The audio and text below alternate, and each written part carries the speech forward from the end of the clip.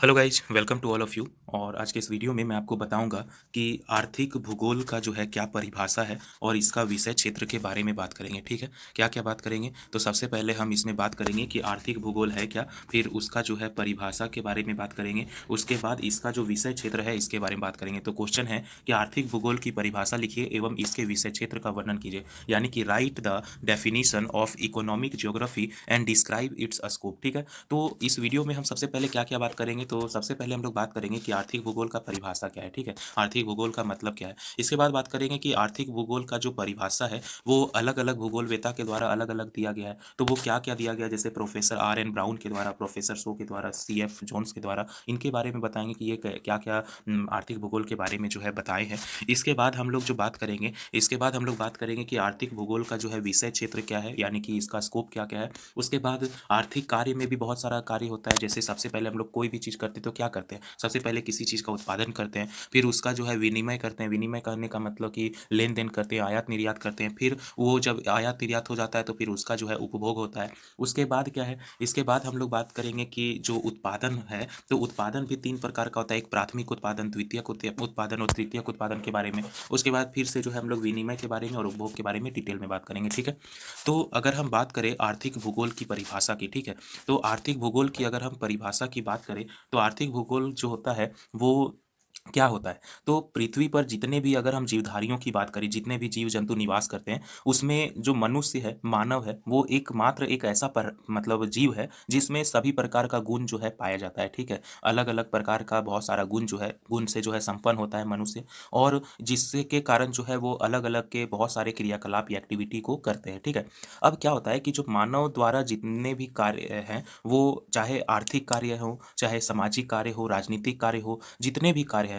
सभी जो है किसी ना किसी तरह से जो है आर्थिक क्रिया से रिलेटेड है, किसी ना किसी से पैसे से रिलेटेड है। और हम लोग कोई भी काम को करते हैं तो प्रगति तब समझते हैं, प्रोग्रेस तब मिलता है, सक्सेस तब मिलता है जब आर्थिक क्रिया में कम से कम जो है सबसे ज़्यादा अच्छा हो। ठीक है, यानी कि प्रगति का आधार माने तो हम लोग आर्थिक क्रिया की ही बात करेंगे, क्योंकि इसके द्वारा ही, आर्थिक क्रिया के द्वारा ही जो भी हम लोग इनकम जो कमाते हैं उसमें क्या होता है।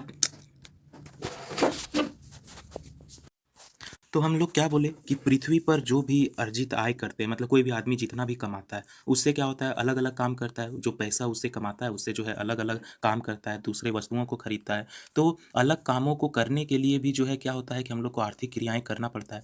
अगर हम भौगोलिक अध्ययन की बात करें तो भौगोलिक यानी भूगोल का अध्ययन, और भूगोल के अध्ययन में हम लोग क्या बात करते हैं, तो पृथ्वी तल पे जो है मानव समाज का जितना भी काम है, यानी कि कोई भी मनुष्य पृथ्वी पर जितना भी काम करता है उसको दो भागों में बांटते हैं। ठीक है, पहला काम क्या है, पहला भाग में उन कामों को बांटते हैं जो वह अपने अस्तित्व को बनाए रखने के लिए करते हैं, मतलब कि अपना अस्तित्व बना रहे, जीवन यापन कर सकें, उसके लिए जो वो प्रकृति पे डिपेंड रहते हैं, हमारे प्राकृतिक वातावरण में जो सामंजस्य स्थापित करते हैं, किसके लिए, तो अपने अस्तित्व को बनाए रखने के लिए। तो अस्तित्व में क्या हो गया, क्या रहेगा जरूरी चीज़, एक तो उनको कपड़ा, आवास और भोजन वगैरह का जरूरत पड़ेगा। क्या पड़ेगा, तो एक तो भोजन का जरूरत पड़ेगा, उन रहने के लिए घर का जरूरत पड़ेगा, और वस्त्र का जरूरत पड़ेगा जिसको वो पहन सके, और आने जाने के लिए जो है कुछ सुविधाएं होना चाहिए। तो ये सब जो है बेसिक रिक्वायरमेंट है किसी भी मानव का। ठीक है, जब मनुष्य जो है अपना ये जो बेसिक रिक्वायरमेंट है, रोटी कपड़ा मकान का, इन आवश्यकताओं को पूरा कर लेता है, तो वह अपने विकास के लिए कुछ ऐसे भी कार्य करता है जिनके बिना वो जीवित तो रह सकता है,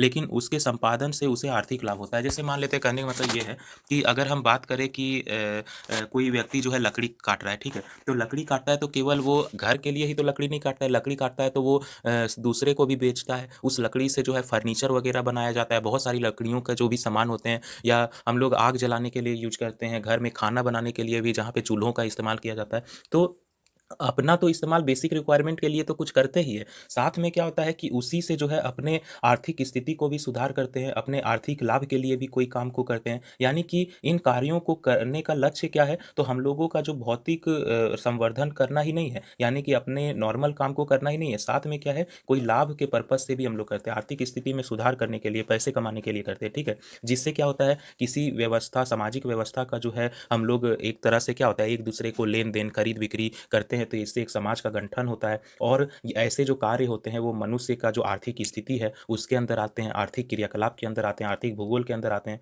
तो मनुष्य में अपने जीवन से संबंधित जो भी कार्य करते हैं, ठीक है, वो मानव भूगोल का ही विषय है। परंतु जो भी कार्य लाभ के दृष्टिकोण से हम लोग करते हैं, ठीक है, तो वो आर्थिक क्रियाकलाप आ गया, ठीक है, यानी कि आर्थिक भूगोल में आ जाएगा। तो इनको ही हम लोग अध्ययन करने के लिए जो है आर्थिक भूगोल को मतलब पढ़ते हैं। अब हम लोग बात करने जा रहे हैं कि जो आर्थिक भूगोल है, तो आर्थिक भूगोल का जो परिभाषा है वो अलग-अलग प्रमुख भूगोलवेत्ताओं के अनुसार क्या है, ठीक है? तो सबसे पहले जो हम लोग बात करने जा रहे हैं वो है प्रोफेसर आर ब्राउन के द्वारा, ठीक है? प्रोफेसर आर एन ब्राउन के द्वारा। तो प्रोफेसर आर एन ब्राउन क्या कहते हैं कि आर्थिक भूगोल के अंतर्गत हम मनुष्य के आर्थिक प्रयत्नों पर भौगोलिक तथा भौतिक परिस्थितियों, विशेष रूप से भौगोलिक संरचना, जलवायु और भूमि की जो धरातलीय विशेषताएँ हैं उसका प्रभाव का अध्ययन करते हैं। मतलब देखो, सबका जो है भूगोल के बारे में कहना अलग-अलग है, ठीक है? अगर हम प्रोफेसर आर एन ब्राउन के द्वारा कहें तो वो क्या कहते हैं? वो कहते हैं आर्थिक भूगोल के अंदर जो हम लोग कोई भी आर्थिक कार्य करते हैं या कोई भी भौगोलिक कार्य करते हैं, तो उसपे हमारे जलवायु का प्रभाव भी पड़ता है, ठीक है? हम लोग का कोई भी मान लेते हैं हम लोग कोई लकड़ी का ही काम कर रहे हैं, ठीक है? अब वो लकड़ी जो है वहाँ पे पाए जाने वाली मिट्टी के बेसिस पे उगेगा कि वहाँ पे कौन-सी मिट्टी पाया जाएगा, वहाँ का पेड़-पौधा, वनस्पति, जीव-जंतु कैसा होगा, वहाँ की मिट्टी कितनी उपजाऊ होगी। तो सब जो है क्या चीज़ पे डिपेंड करता है? जलवायु पे डिपेंड करता है, तापमान पे डिपेंड करता है और दुनिया में हर जगह क्या है, जलवायु, तापमान सेम तो है नहीं, सब जगह अलग-अलग तापमान है जिसके कारण सभी जगह पे अलग-अलग वनस्पति पाया जाता है, ठीक है? तो ये प्रोफेसर एन ब्राउन का कहना है। अब आर्थिक भूगोल की जो परिभाषा है, अगर हम मॉडर्न टाइम में बोले तो ये आधुनिक विकास का परिचय। कहने का मतलब ये है कि हम लोग अभी जो भी आधुनिक स्वरूप देखते हैं अपना मॉडर्न टाइम में, जो भी अपने समाज को देखते हैं, तो एक आर्थिक भूगोल के ही अंतर्गत आता है। अगर आर्थिक स्थिति अच्छा नहीं रहेगा, तो या तो हम लोग ये कह सकते हैं कि सामाजिक स्थिति वगैरह जब अच्छा होता है, राजनीतिक स्थिति अच्छा होता है, तो आर्थिक स्थिति भी अच्छा होता है और अगर आर्थिक स्थिति अच्छा होता है, तो सामाजिक और राजनीतिक स्थिति भी अच्छा होता है। दो सब एक-दूसरे के जो है सब रिलेटेड है।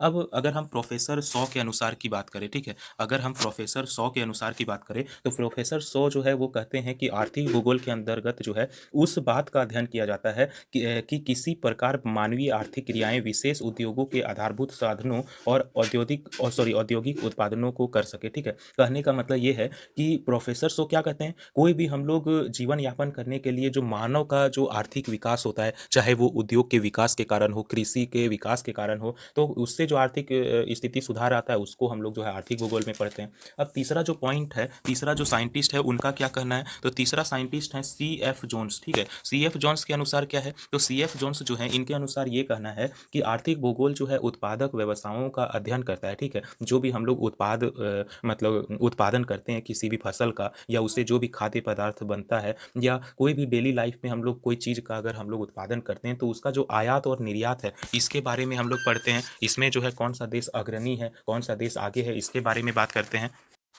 तो इन सभी के जो प्रोफेसर आर एन ब्राउन है, प्रोफेसर सो है या सी एफ जोन्स है, तो इन सभी का जो आर्थिक भूगोल का जो अध्ययन है, इससे ये स्पष्ट होता है कि आर्थिक भूगोल जो होता है वो हमारे जीवन यापन या हमारे जीने के ढंग को, या जीने के में जो हमारे जीवन यापन करने में जो भी आर्थिक क्रियाओं करने में समस्याएं उत्पन्न होती है, उससे संबंधित जो भी विज्ञान है उसी को हम लोग क्या चीज़ में लाते हैं, तो उसी को हम लोग आर्थिक भूगोल कहते हैं। मतलब कि हमारे धरती पे जितने भी संसाधन है उसका मानव जो है कैसे यूज करता है, चाहे कैसे उसके मतलब अपना जीवन यापन करता है, इसी के बारे में अध्ययन जो करते हैं वो किसमें हो गया, आर्थिक भूगोल आ गया। कोई व्यक्ति जो है अपना जीवन यापन तो कर ही रहा है, साथ में क्या है कि वो जो है अपने जीवन यापन करने के साथ साथ जो है अपने आर्थिक स्थिति में सुधार करने के लिए भी और सारी कामों को कर रहा है। तो इससे क्या होता है, हमारा आर्थिक भूगोल के अध्ययन को मतलब और भी ज़्यादा इसका जो अध्याय है वो धीरे धीरे बढ़ता है, हम लोग इसके बारे में और जानकारी हासिल कर पाते हैं। अब हम लोग बात करने जा रहे हैं कि आर्थिक भूगोल का जो है विषय क्षेत्र के बारे में। किसकी बात करने जा रहे हैं, तो आर्थिक भूगोल का जो है विषय क्षेत्र क्या है, ठीक है? तो अगर हम आर्थिक भूगोल के विषय क्षेत्र के संबंध में बात करें, तो अलग-अलग जो भूगोलवेत्ता हैं, उनका अलग-अलग मतभेद है इसके बारे में, मतलब उनका अलग-अलग जो है इसके बारे में विचारधाराएँ हैं। तो जो महत्वपूर्ण जो 3 विचारधारा जो आर्थिक भूगोल के विषय क्षेत्र से संबंधित है, तो उसमें सबसे पहला क्या आता है कि आर्थिक भूगोल जो है मानव की आर्थिक क्रियाओं तथा जीवन यापन करने के साधनों का अध्ययन है। मतलब कोई भी आर्थिक क्रिया करते हैं पैसे कमाने के लिए, या फिर हम लोग जीवन यापन करने के लिए कोई भी साधन वगैरह का जो अध्ययन करते हैं, वो आ गया आर्थिक भूगोल में। दूसरा इसके बारे में विचारधारा है कि आर्थिक भूगोल में जो है मानव मानव के कोई भी भौतिक, सांस्कृतिक वातावरण का अध्ययन किया जाता है, यानी कि उसके मानव का कोई भी जो काम करता है, उसपे हमारे पृथ्वी की जो जलवायु है, उसका प्रभाव क्या पड़ता है। पृथ्वी की जलवायु में जो अलग-अलग तापमान, आर्द्रता या वर्षा में जो डिफ़रेंस होता है, उसके कारण हम लोगों के जीवन यापन में, हम लोगों के आर्थिक क्रियाकलापों में क्या अंतर आता है, क्या प्रभाव पड़ता है, इसी को हम लोग जो है आर्थिक भूगोल में पढ़ते हैं। तीसरा जो पॉइंट जो विचारधारा वाले लोग हैं, उनका मानना है कि आर्थिक भूगोल जो होता है, विश्व में जितने भी अलग-अलग भाग हैं, वहाँ पे कहीं पे कृषि किया जाता है, कहीं पे खनिज वगैरह का उत्पादन होता है, कहीं पे खनन किया का कार्य किया जाता है, कहीं पे उद्योगों का विकास होता है, कहीं पे औद्योगिक साधनों का उत्पादन होता है। तो उनका हम लोग क्या करते हैं, जो कृषि, खनिज, औद्योगिक साधन है, इनका वितरण का, उपभोग का या व्यापार का, व्यवसाय का या उसके परिवहन के बारे में जो है हम लोग आर्थिक भूगोल में बात करते हैं, ठीक है? तो ये 3 प्रकार का था। तो ये सभी विचारधाराओं से हम लोग को क्या स्पष्ट होता है? ये सभी जो विचारधाराएँ हैं, इससे हम लोग को ये स्पष्ट होता है कि जितना अधिक मानव का जो है आर्थिक क्रिया विस्तार होगा, जितना ज़्यादा वो पैसे कमाने के लिए और सारी आर्थिक क्रियाएँ करेंगे, उतना ही आर्थिक भूगोल का जो विषय क्षेत्र है, वो बढ़ेगा। तो ये सब था इसका विषय क्षेत्र के बारे में। अब आर्थिक कार्य से क्या मतलब है, एक अगर मेन बात करें तो मानव के सभी कार्य जिनसे वो वस्तुओं में जो है मूल्य में वृद्धि होती है। जैसे मान लेते हैं कोई भी आदमी काम करता है एक्स्ट्रा, तो वो क्यों करता है? ताकि वो अपना जीवन यापन कर सके, अपना आर्थिक स्थिति में सुधार ला सके, कुछ पैसे कमा सके। तो वस्तुओं का मूल्य का जो निर्धारण होता है, वो भी डिपेंड करता है कि वो इस बात पे भी डिपेंड करता है कि किसी का मूल्य कितना अधिक होगा, तो वो किस बात पे डिपेंड करेगा। एक तो उसको उत्पादन करने में लागत कितना आया, उसको अगर उत्पादन कर लिए तो एक देश से दूसरा देश या एक राज्य से दूसरा राज्य में जब हम लोग ट्रांसफ़र करते हैं तो ट्रांसपोर्ट करने में क्या लागत हुआ, उसके बाद उसमें क्या टैक्स वगैरह देना पड़ा या उसको फिर उपभोग कैसे होता है, ये सब बात करते हैं आर्थिक भूगोल में, ठीक है? यही सब डिपेंड करता है कि किसी वस्तु का मूल्य कितना होगा, ठीक है?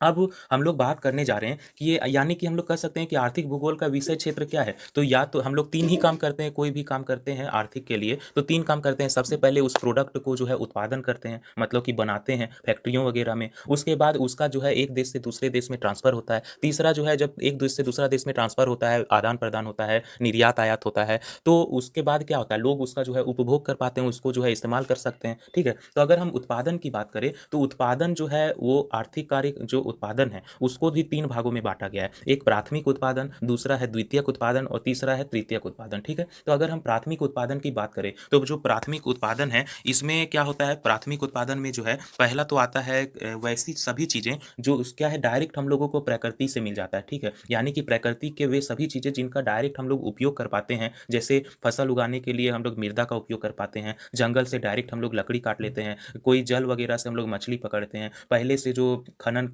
वगैरह का जो ज़मीन है वहाँ से खनन करते हैं, ठीक है?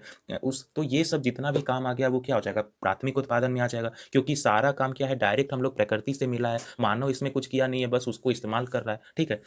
यानी कि वैसे उत्पादन जो डायरेक्ट हम लोग प्रकृति से सीधा उपयोग कर पाते हैं, वो क्या हो जाएगा, प्राथमिक उत्पादन। जैसे क्या हो जाएगा, कृषि हो जाएगा, खनन हो जाएगा, मत्स्य मत्स्य यानी कि मछलियों वगैरह का पकड़ना हो जाएगा, फिर कोई शिकार वगैरह करते हैं, तो पशुओं को चारा खिलाते हैं, ये सब क्या हो गया, प्राथमिक उत्पादन हो गया, ठीक है? अब प्राथमिक उत्पादन में भी जो है कच्चा माल का उत्पादन जो है सबसे ज़्यादा यूज़ किया जाता है। जो कच्चा माल होता है, कच्चा माल क्या मतलब जो डायरेक्ट अभी हम लोग कुछ किए नहीं हैं, डायरेक्ट हम लोग को प्रकृति से मिला है और कच्चा माल भी जो है 3 प्रकार की वस्तुओं का उत्पादन करता है, ठीक है? अगर हम पहला प्रकार बोले तो कृषि से उत्पन्न होने वाली जो वस्तुएं होती है उनको हम लोग मतलब पहला प्रकार हो जाता है ये कच्चा माल में, ठीक है, जिसमें जलवायु मिट्टी वगैरह का प्रभाव पड़ता है। और दूसरा अगर हम बात करें तो दूसरा प्रकार जो है पशुओं से जो मतलब पहला प्रकार किसको कहेंगे, जो कृषि से मतलब उत्पन्न होगा कच्चा माल।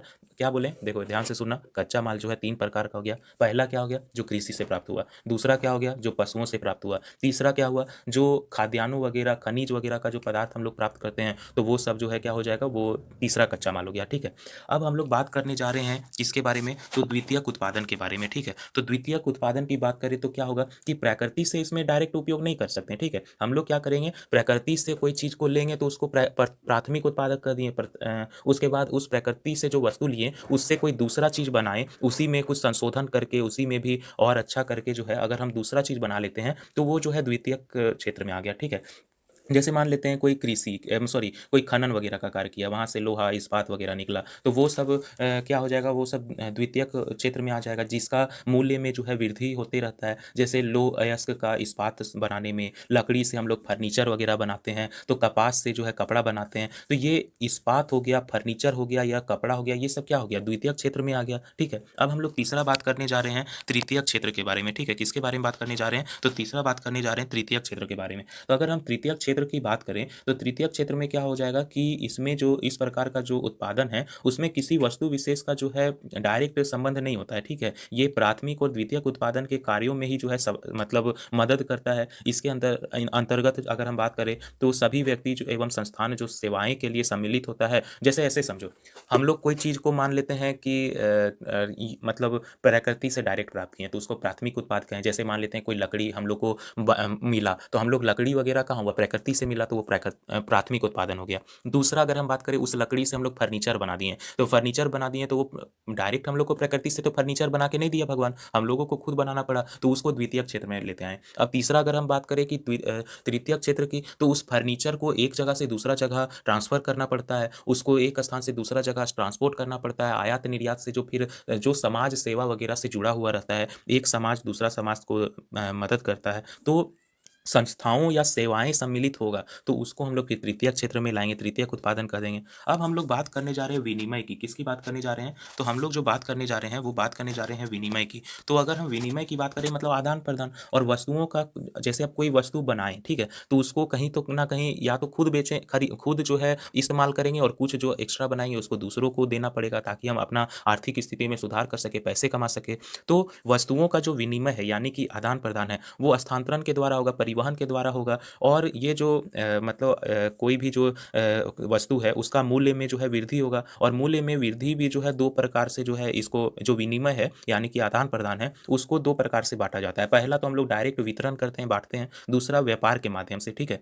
तो वितरण में वैसे विनिमय को लिया जाता है जिसमें वस्तुएं या सेवाएं जो होता है एक स्थान से दूसरे स्थान पे ले जाया जाता है और उसका जो है मूल्य में वृद्धि होता है। यातायात या परिवहन इस प्रकार का कार्य करता है। और व्यापार में क्या होता है कि किसी वस्तु का अधिकार परिवर्तन होता है, ठीक है। कहने का मतलब क्या है, जैसे कोई वस्तु को हम लोग जो है बनाएं, अब उसको बेचने के लिए मार्केट में एक जगह से दूसरा जगह लेके गए तो वहाँ परिवहन वगैरह का, गाड़ी वगैरह का खर्च होता है कि नहीं, पेट्रोल खर्च होता है या टैक्स वगैरह लगता है अलग अलग जगह पे, तो वो हो गया, उससे मूल्य में वृद्धि होता है। तो एक तो ये हो गया विनिमय, ठीक है। और दूसरा क्या है कि कोई चीज़ हम लोग व्यापार वगैरह करते हैं, खरीद लिए सामान, अब जो है हम उसको सामान में अब हम कितना भी दाम में बेच सकते हैं, दूसरे को अगर पसंद आया तो लेगा, नहीं पसंद आया तो नहीं लेगा। यानी कि क्या है कि किसी भी तरह से हम लोग को उस वस्तु पर अधिकार प्राप्त होता है, तो ये दूसरा प्रकार का विनिमय हो गया, ठीक है। अब हम चाहे तो उस सामान को फ्री भी दे सकते हैं, चाहे तो उसके बदले में दूसरा सामान लेकर के इस सामान को दे सकते हैं, तो ये दूसरा टाइप का विनिमय हो गया, ठीक है। अब तीसरा हम लोग बात करने जा रहे हैं उपभोग की। किसकी बात कर रहे हैं, तो उपभोग की अगर हम बात करें